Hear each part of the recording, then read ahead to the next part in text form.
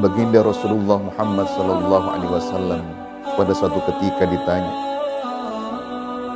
"Fa ayyus shadaqati afdal?" Sedekah apakah yang paling utama?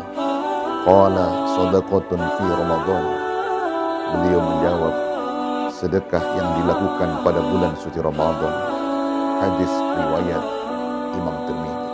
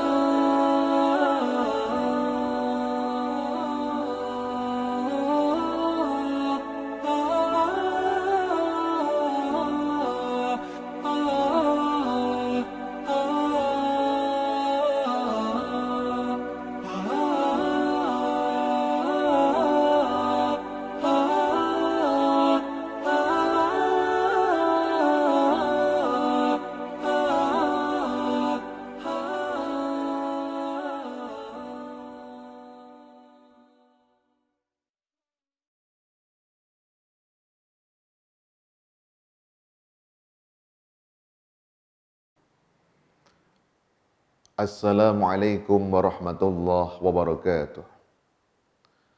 Alhamdulillahilladzi an'amana bi ni'matil iman wal islam wa faddala bani adama bil ilmi wal amali ila jami'il alam.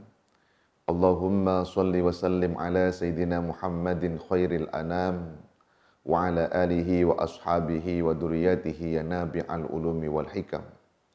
Subhanaka la ilma lana illa ma'allamtana innaka antal alimul hakim. Kaum muslimin muslimat yang dirahmati Allah, puji syukur kehadirat Allah, salawat teriring salam, semoga senantiasa tercurah limpahkan keharibaan pembawa pelita Islam, junjungan agung baginda Rasulullah Muhammad sallallahu alaihi wasallam. Kaum muslimin muslimat yang dirahmati Allah, setiap orang yang membangun mahligi rumah tangga tentu mendambakan rumah tangga yang dibangun menjadi rumah tangga sakinah, mawaddah, rahmah yang oleh orang sekarang sering disebut dengan istilah keluarga samara atau samawa. Hal ini sejalan dengan firman Allah di dalam Al-Quran, wa min ayatihi an khalaqalakum min anfusikum azwajan litaskunu ilaiha wa ja'ala bainakum mawaddata wa rahmah inna fi dzalika laayatil liqaumin yatafakkarun. Dan di antara tanda-tanda kebesaran Allah, aku ciptakan kalian berpasangan dari jenis kalian agar keduanya muncul ketenangan dan tumbuh rasa cinta dan kasih sayang di antara keduanya. Sesungguhnya di dalam hal ini terdapat tanda-tanda kebesaran Allah bagi orang-orang yang berfikir. Kaum muslimin muslimat yang dirahmati Allah, pertanyaannya, bagaimana Islam membimbing kepada kita agar keluarga yang kita bangun ini menjadi rumah tangga sakinah, mawaddah dan rahmah ini? Kalau kita lihat petunjuk Allah di dalam Al-Quran ataupun sunnah baginda Rasulullah Muhammad sallallahu alaihi wasallam, terdapat beberapa kunci penting untuk membangun rumah tangga sakinah, mawaddah dan rahmah ini. Kunci yang pertama adalah hendaknya sepasang suami istri saling memahami satu sama lain. Untuk saling memahami satu sama lain, maka mesti berangkat sepasang suami istri harus saling mengenali siapa pasangannya. Karena dalam Quran Allah Ta'ala menegaskan sejak awal penciptaan diciptakannya laki-laki dan perempuan memang untuk saling mengenal satu sama lain. Allah tegaskan di dalam Al-Quran, Ya ayyuhan nas, inna khalaqnakum min dzakarin wal untha, wa ja'alnakum su'uba wa qabaila lita'arafu, inna akramakum indallahi atqakum. Wahai manusia, aku ciptakan kalian dari laki-laki dan perempuan, bersuku-suku dan berbangsa-bangsa, agar satu sama lain saling mengenal. Sesungguhnya yang paling mulia di sisi Allah adalah orang-orang yang paling bertakwa di antara kalian. Oleh sebab itu di dalam Islam, ketika orang hendak melangsungkan pernikahan, maka calon pasangan suami istri diperintahkan untuk saling mengenali pasangannya. Maka itu ketika pada masa Rasulullah Muhammad SAW, ada seseorang datang menemui Rasulullah, menceritakan bahwa dirinya hendak menikah. Rasulullah bertanya, sudahkah engkau melihat calon istrimu? Laki-laki ini menjawab, belum ya Rasulullah. Maka Rasulullah membimbing kepadanya, lihatlah calon istrimu, karena sesungguhnya itu akan bisa melanggengkan rumah tangga. Maka itu dalam Islam dibolehkan adanya ta'aruf, mengenali pasangan kita, siapa dia, siapa ayah ibunya, apa pekerjaannya, bagaimana latar belakangnya, berasal dari mana, bagaimana agamanya, bagaimana karakter akhlaknya, dikenali. Hal ini tidak ada lain tujuannya, agar apabila dia membangun mahligai rumah tangga, sepasang suami istri, karena saling mengenal, maka akan muncul saling memahami di antara kedua belah pihak. Cuma yang perlu kita catat, konsep ta'aruf dalam Islam tidak sebagaimana yang dipahami oleh orang dengan istilah pacaran yang dipahami hari ini. Ta'aruf dalam Islam hanya sekedar mengenali hal yang sifatnya dasar. Bahkan dalam syariat dibimbing mengenali calon pasangan hidup ini, ada batasan-batasan syar'i yang harus dipedomani. Misalkan dalam soal melihat calon pasangan, yang diizinkan seorang calon suami melihat calon istrinya, yang boleh dipandang hanyalah wajah dan kedua telapak tangannya. Kata Imam Nawawi, dengan melihat wajah akan tergambarkan kecantikan atau ketampanan seseorang. Dengan melihat tangan akan tergambarkan rajin dan tidaknya seseorang.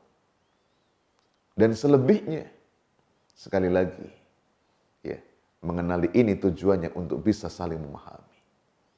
Tapi bukan pacaran dalam arti bersama-sama berduaan, bersama-sama kongko-kongko, begadang dan seterusnya. Bukan itu yang dimaksudkan.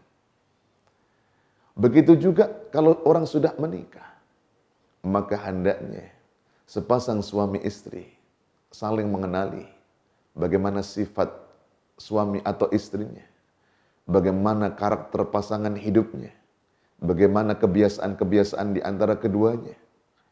Karena sadarilah, menikah bukan berarti menggabungkan dua karakter yang berbeda dalam satu ikatan, bukan. Tapi adalah membangun sifat saling memahami di antara kedua belah pihak yang barangkali punya sifat-sifat yang berbeda. Karena hanya dengan saling memahami inilah, maka akan bisa menjadi sarana untuk melanggengkan mahligai rumah tangga. Kemudian yang kedua, hendaknya sepasang suami istri saling menjaga rasa cinta dan kasih sayang di antara keduanya. Orang mungkin bertanya, kenapa perlu dijaga rasa cinta dan kasih sayang itu? Bukankah orang itu ketika menikah sudah saling cinta dan saling sayang? Betul. Ketika menikah orang sudah cinta dan sayang. Tapi ibarat kita melangsungkan pernikahan, cinta dan kasih sayang itu seperti menanam pohon.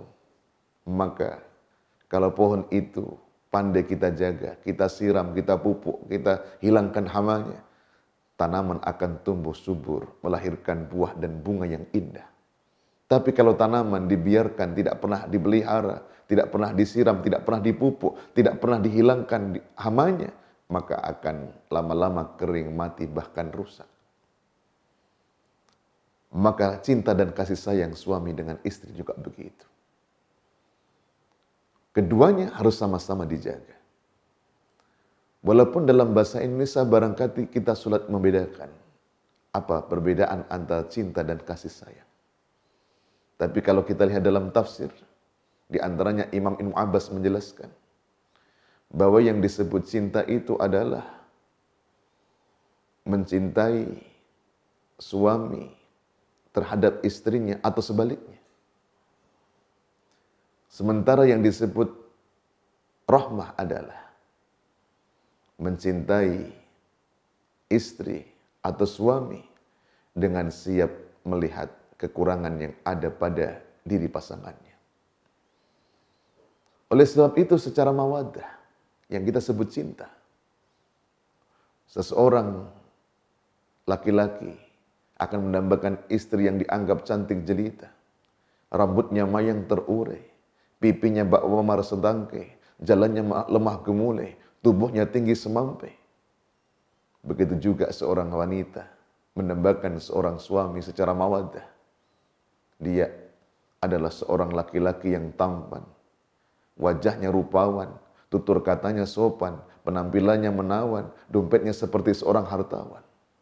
Tapi ingat, mencintai dengan melihat kelebihan yang ada dalam pasangan ini tidak berusia panjang. Ketika orang bertambah usia, bertambah umur, bukan semakin tampan, bukan semakin tambah cantik, tapi akan semakin berkurang. Maka disinilah rahmah dibutuhkan. Apa? Mencintai pasangan kita dengan siap menerima kekurangan yang ada dalam dirinya. Dia akan mengatakan nanti di usia-usia akhir, oh suamiku, engkau gak setampan dulu dan segagah dulu waktu mengucapkan akad nikah di hadapan ayahku. Tapi pengorbananmu, kasih sayangmu, perhatianmu, perlindunganmu menyebabkan aku tetap bersama dirimu. Oh istriku, engkau gak secantik dulu waktu aku ucapkan akad nikah di hadapan Pak Penghulu. Tapi kasih sayangmu, kesetiaanmu, perjuanganmu, pelayananmu yang menyebabkan aku tetap betah bersama dirimu. Inilah rahmah. Maka ketiga-tiganya harus senantiasa dijaga. Sakinahnya dijaga, ketenangan.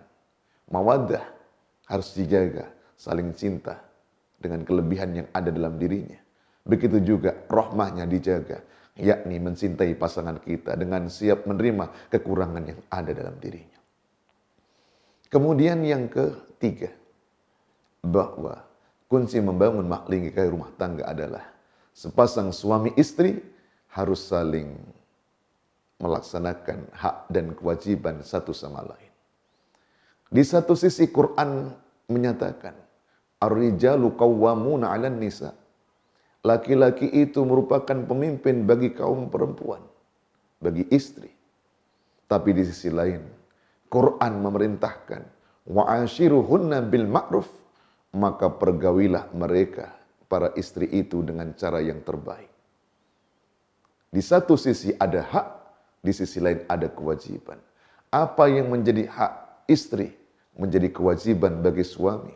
Apa yang menjadi hak suami, menjadi kewajiban seorang istri. Kedua-duanya harus dijalankan secara seimbang, serasi. Ketika ada hak yang tidak tertunaikan, ketika ada kewajiban tidak dilaksanakan, kemungkinan akan mengganggu sebuah keharmonisan mahliki rumah tangga. Kemudian yang keempat, kunci untuk membangun mahliki rumah tangga hendaknya sepasang suami istri saling menutupi kekurangannya satu sama lain. Quran begitu indah melukiskan hubungan suami istri. Hunna libasul lakum wa antum libasul lahunna. Dia, mereka, kaum wanita itu, para istri itu adalah pakaian bagimu wahai para laki-laki. Begitu juga engkau wahai para laki-laki, pakaian bagi mereka para istri. Itu menunjukkan kehadapan kita. Sebagaimana fungsi pakaian, kita berpakaian tujuannya adalah menutup aurat. Aurat itu adalah sesuatu yang tak layak tampak di hadapan banyak orang. Maka kalau pada suami kita ada aib, ada kekurangan, ada celah, tutupilah kekurangan suami kita. Begitu juga suami melihat pada istrinya ada aib, ada kekurangan, ada kelemahan, maka seorang suami harus pandai menutupi kekurangan, kelemahan, aib yang ada dalam istrinya. Kemudian kita bersama, oleh sebab itu jangan mudah menceritakan aib rumah tangga kita ke hadapan orang lain. Jaga baik-baik rahasia rumah tangga kita. Kemudian yang kelima, untuk membangun mahligi rumah tangga, hendaknya sepasang suami istri saling tolong menolong untuk semakin mendekatkan diri kepada Allah Subhanahu wa taala. Maka itu Imam Al-Ghazali dalam kitab Ihya Ulumuddin mengemukakan salah satu di antara rahasia pernikahan dalam Islam yang sangat penting adalah suami istri hendaknya bisa saling tolong menolong dalam beribadah untuk mendekatkan diri kepada Allah Subhanahu wa taala. Oleh sebab itu, baginda Rasulullah Muhammad sallallahu alaihi wasallam sampai menggambarkan semoga Allah merahmati seorang laki-laki yang bangun tengah malam untuk melaksanakan sholat dan dia tidak lupa membangunkan istrinya. Dan sungguh-sungguh membangunkan karena sulit dibangunkan lalu dipersihkan air di wajahnya. Begitu juga semoga Allah merahmati seorang wanita yang bangun tengah malam melaksanakan sholat tidak lupa dia bangunkan suaminya. Lalu ketika suaminya tidak bangun lalu dipersihkan air ke wajahnya. Hal ini menunjukkan kehadapan kita. Suami istri harus saling tolong menolong, dukung mendukung untuk semakin kita soleh dan solehah di hadapan Allah Ta'ala. Maka itu dalam prakteknya, pada saat kita menanyakan kabar suami, jangan hanya tanyakan ada di mana bang. Jangan hanya tanyakan sedang apa. Jangan hanya ditanyakan sudah makan atau belum, tapi tanyakan sudah sholat ataukah belum? Ini puasa hari ini, buka dan sahur ada di mana? Malam ini kita tadabbur Quran ataukah tidak? Hari ini ada kegiatan dakwah kita hadir ataukah tidak? Begitu seterusnya. Harus tolong menolong. Maka untuk sebagai penutup, mengukur rumah tangga kita, semakin soleh-soleh ataukah tidak adalah bandingkan antara sebelum berumah tangga dengan sesudah berumah tangga. Kalau sesudah berumah tangga, kita semakin tekun sholatnya, semakin bagus bacaan Qur'annya, semakin giat dalam kegiatan dakwahnya, semakin banyak amal ibadahnya. Berarti rumah tangga kita mengarah ke baiti jannati, rumah tanggaku surgaku, mengarah arah yang benar.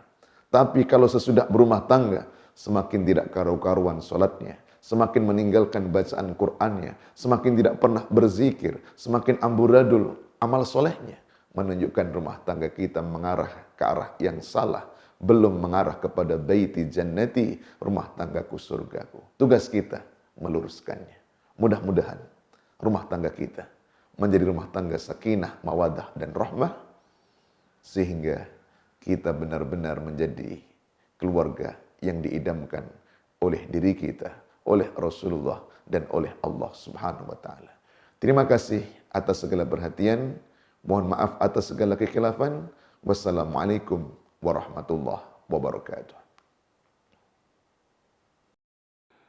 Subhanal malikil ma'bud, Subhanal malikil mawjud, Subhanal malikil hayyil ladzi la yanamu wa la yamutu wa la yafutu abada. Subuhun qudus Rabbuna wa Rabbul malaikati wal ruh. Subhanallah walhamdulillah wa la ilaha illallah wallahu akbar. Wa la hawla wa la quwwata illa billahil aliyyil azim. Allahumma salli ala sayyidina Muhammad اللهم صل على سيدنا حبيبنا وشفيعنا وزهرنا ومولانا محمد. صلوا سنة الطروي ركعتين جامعة رحمكم الله.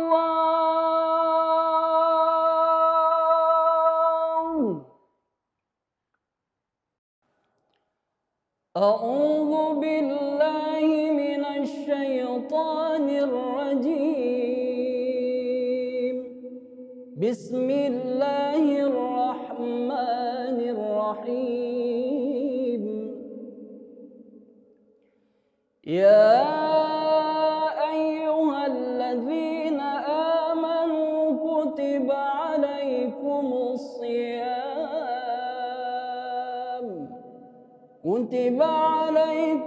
الصيام كما كتب على الذين من قبلكم لعلكم تتقون. أياما معدودات،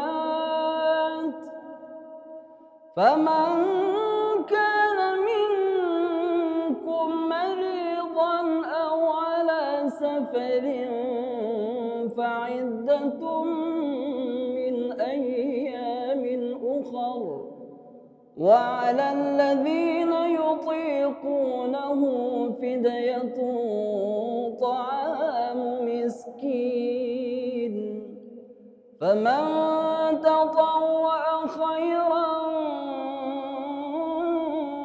فهو خير له، وأن تصوموا خير لكم إن كنتم تعلمون. شهر رمضان الذي أنزل فيه القرآن هدى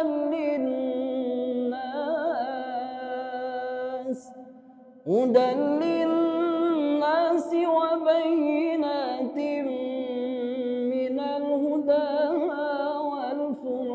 والفرقان، فمن شهد منكم الشهر فليصم، ومن كان مريضا أو على سفر فعدة من أيام أخر.